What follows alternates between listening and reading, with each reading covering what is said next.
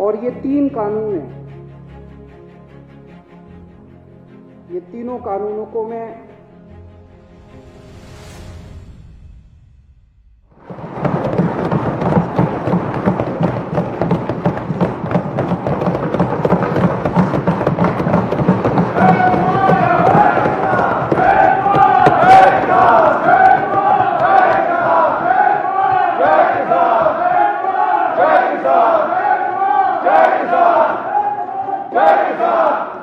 कि वो इतनी बड़ी सुप्रीम सैक्रिफाइस कर सकते हैं। जो पत्र लिखकर वो शहीद हुए, उस पत्र में उनका दर्द था कि मुझसे किसानों का दर्द देखा नहीं जा रहा।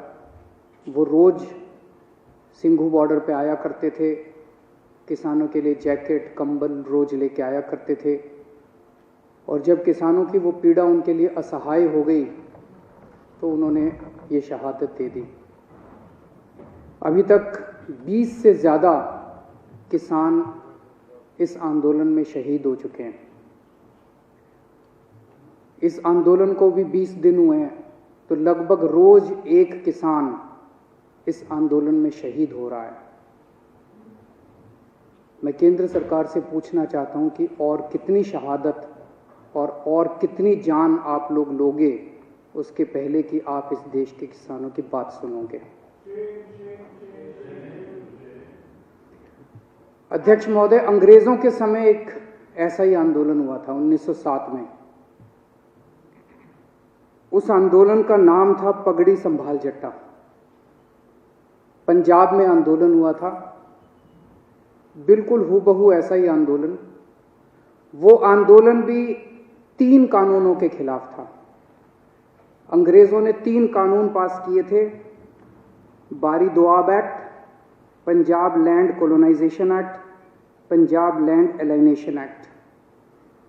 और पंजाब के किसानों ने इसके खिलाफ आंदोलन किया था। इतनी संख्या में लोग इकट्ठे हुए थे। 9 महीने तक यह आंदोलन चला था अंग्रेजों के खिलाफ। तो एक तो ये केंद्र सरकार ये ना समझ ले कि ये किसान आसानी से जाने वाले हैं। उस आंदोलन की लीडरशिप की थी भगत सिंह के पिताजी ने, किशोरी सिंह जी ने, और भगत सिंह के चाचा ने, अजीत सिंह जी ने। उन दोनों ने मिलकर एक भारत माता निर्माण सोसाइटी बनाई थी। उस सोसाइटी की लीडरशिप के अंदर वो आंदोलन हुआ था इन तीनों कानूनों को खारिज करवाने के लिए। उस वक्त भी अंग्रेज सरकार ने कहा था थोड़े अमेंडमेंट कर देते हैं। कई राउंड्स ऑफ डिस्कशन हुए थे।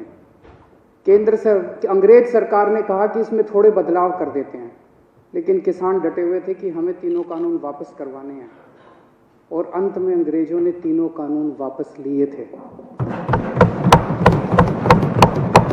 मैं सोच रहा था कि भगत सिंह ने क्या इसी बात के लिए कुर्बानी दी थी कि जब देश आजाद होगा तो अपनी सरकारों के खिलाफ भी इसी किस्म से आंदोलन करने पड़ेंगे। आजाद भारत के अंदर भी इतने लोगों को अपनी जान कुर्बान करनी पड़ेगी। आज कितने किसान हमारे सिंघू बॉर्डर के ऊपर सुप्रीम सैक्रिफाइस दे रहे हैं। एक एक किसान भगत सिंह बन के वहां पे बैठा हुआ है। केंद्र सरकार कह रही है कि किसानों को कानूनों का फायदा समझ नहीं आता। तो केंद्र सरकार ने अपने सारे बड़े दिग्गज नेता, जितने बड़े बड़े इनके नेता हैं, उनको उतारा है कि समझाओ, और वो समझा रहे हैं। आज योगी आदित्यनाथ जी, जो भारतीय जनता पार्टी के बहुत बड़े नेता हैं, उत्तर प्रदेश के मुख्यमंत्री हैं, वो टीवी में आ रहा था, शायद बरेली में 20,000 किसानों की रैली उन्होंने की। उनको कहा गया भाई इन तीनों बिलों के फायदे समझाओ, तो फायदे समझाने लगे वो।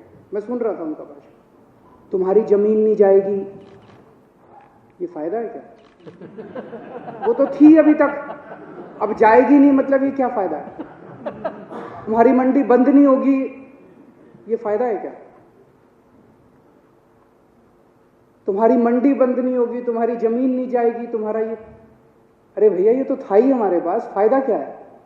तो इनसे किसी से पूछ लो, ये भी इतने सारे बैठे हैं, किसी से पूछ लो, किसी भाजपा वाले से, कि फायदा क्या है। वो बता रहे हैं कि आ रहा हूं मैं उस पर, फायदा और नुकसान दोनों, नफा नुकसान बताऊंगा, चिंता ना करो। तो इनसे किसी से पूछो भाजपा वाले से फायदा क्या है, तो सारे जनों को एक लाइन रटा रखी है, किसान अब अपनी फसल पूरे देश में कहीं भी बेच सकता है। यही कहते हैं ना ये।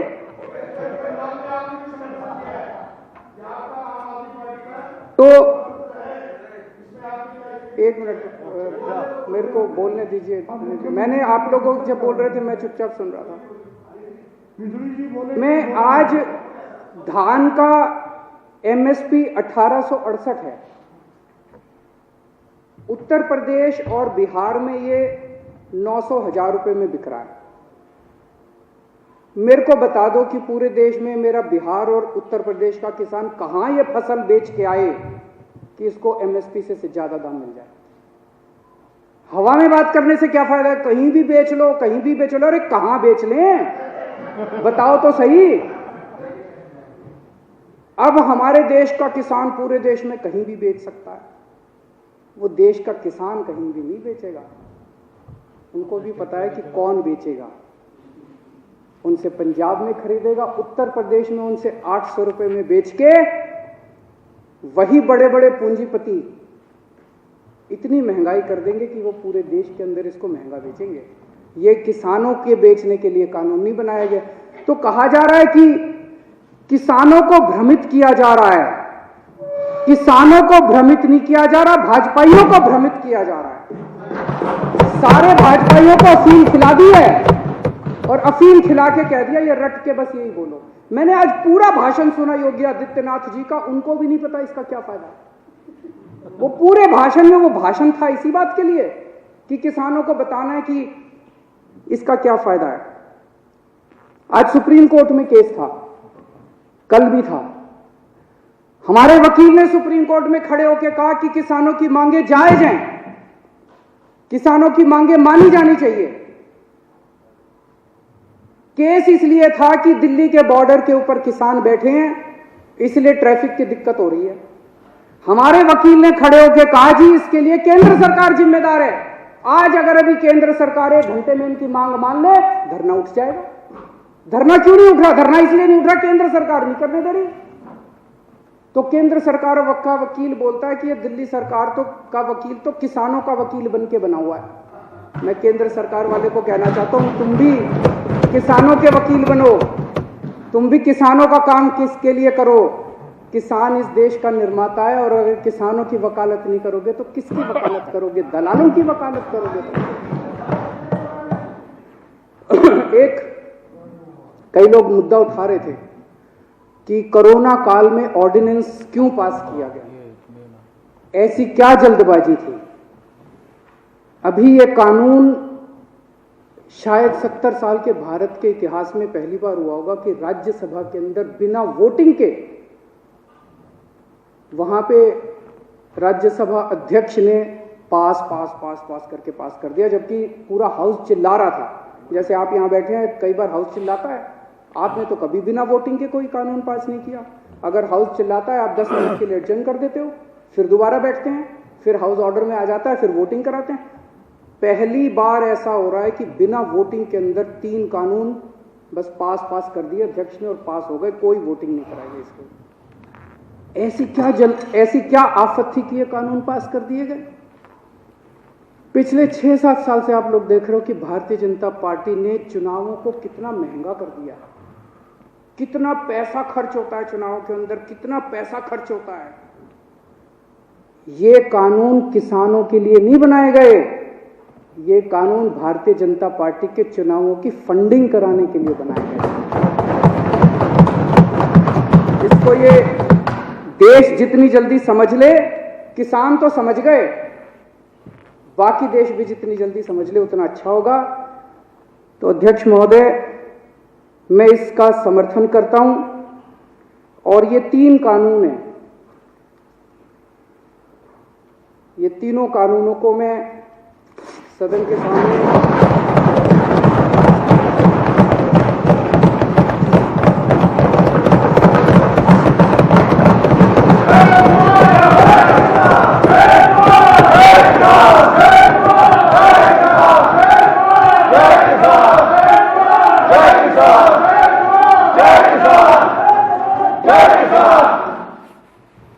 दोनों कानूनों को फाड़ते हुए मुझे बेहद दर्द हो रहा है। मेरा बिल्कुल मकसद नहीं था इसे फाड़ने का, लेकिन आज जब मेरे देश का किसान सड़कों के ऊपर 2 डिग्री टेम्परेचर के अंदर सड़कों पे सो रहा है और वो तकलीफ में है, तो मैं अपने देश के किसान और अपने देश के जवान के साथ गद्दारी नहीं कर सकता।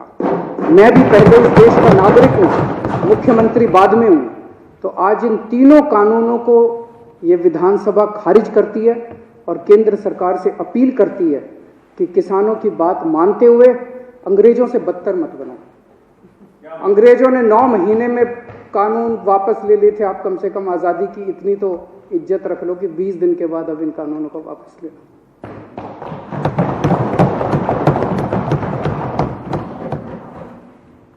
सदन